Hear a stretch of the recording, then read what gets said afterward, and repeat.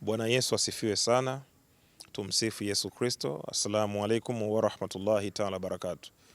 Naitwa Prophet IPM, mtumishi wa Mungu kutoka Tanzania, Dar es Salaam.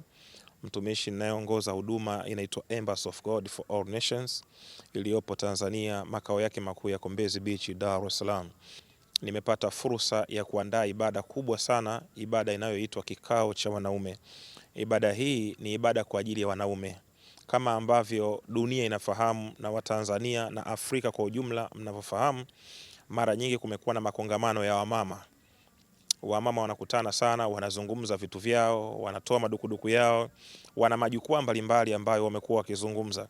Lakini sisi wanaume hatuna jukwaa linaloweza kutukutanisha kwa pamoja kama wanaume. Na kwa kulitambua hilo, kama mpenda amani katika taifa na Afrika kwa ujumla, nimeona kunayo haja sisi wanaume kuweza kuwa tunakutana, tunazungumza mambo yetu yanayotuhusu sisi kama wanaume. Kwa hiyo nimeamua kwa uwezo ambao Mwenyezi Mungu amenisaidia kuandaa jambo hili, na wakaribisha sana wanaume wote tuweze kukutana. Yako mambo mbalimbali ambayo tutaweza kuzungumza sisi kama wanaume, mambo ya kutujenga katika uchumi, mambo yatakayotujenga katika familia zetu, namna ya kuishi na familia zetu, namna ambavyo tunapaswa kuishi katika taifa ambalo tumepewa. Kwa hiyo nawakaribisha wanaume wote bila kuangalia dini, rangi wala kabila. IPM ni mtumishi wa Mungu wa watu wote. Nawakaribisha sana, mimi pamoja na kaka yangu Saidi Lugumi. Kwa uwezo wa Mwenyezi Mungu, naye amepata fursa ya kuweza kuhudhuria kikao hiki, kuwa moja ya wageni ambao watazungumza na jamii ya Kitanzania na watu wote ambao watahudhuria kwenye kikao cha wanaume kwa lengo la kuwajenga. Kikao chetu cha wanaume kitafanyika tarehe 2 mwezi wa 4 katika ukumbi wa Mlimani City. Muda kuanzia ukifika saa 3 kamili asubuhi inakuwa sio mbaya. Vaa suti nyeusi, shati jeupe, tai nyekundu na kiatu cheusi. Kuwa smart, na nitafurahi kukuona katika kikao cha wanaume 2026. Kutakuwa na chakula. Kutakuwa na chakula kizuri kabisa, chakula standard kabisa, ambacho ni kama vile mtu anakula tu mtu kaenda kwenye harusi. Kutakuwa na chakula mchana, kutakuwa na maji, kutakuwa na soda, kutakuwa na juice, lakini kutakuwa na maziwa pia. Kwa hiyo unasikiliza kikao cha wanaume, lakini kuna uhakika wa chakula. Hii ni program ambayo tunaifanya mara kwa mara.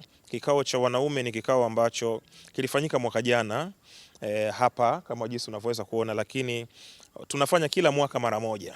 Kwa hiyo tumeona ni vyema wanaume tuweze kukutana na tuweze kufanya kitu ambacho ni kwa ajili yetu sisi wanaume. Kama unavyofahamu, maadili yameporomoka sana. Vijana wengi wamekuwa wakipotea, wengine wakifariki, wengine wakifanya mambo ambayo huenda wakikutana na wanaume wenzao wataongea kwa pamoja, alafu mwisho wa siku tutakuwa na jamii ambayo ni bora. Utafutaji wa mwanaume umekuwa ni mgumu sana. Kazi zimekuwa changamoto, ajira zimekuwa changamoto, fursa zimekuwa changamoto. Lakini pia maadili yameporomoka sana, maadili ya mwanaume ameachwa, mwanaume amesuswa, unaona bwana.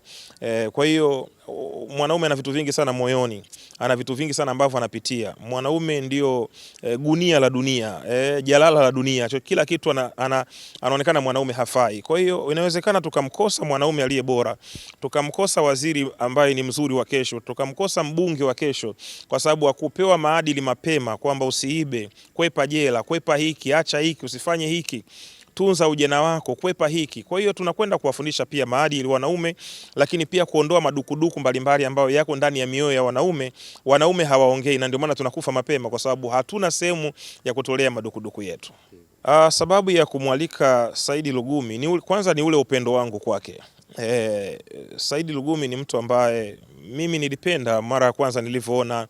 Ni mtu kwanza mwenye upendo, ni mtu ambaye hajivuni. Mungu amembariki, lakini ni mtu ambaye hajivuni, lakini pia ana ushawishi mkubwa katika taifa la Tanzania, kwa namna ambavyo anaishi, kwa namna ambavyo anasaidia watu, analisha yatima, anagusa jamii kwa ukubwa sana. Kwa hiyo nikaona vijana wengi pia wa Kitanzania wanatamani kufanikiwa.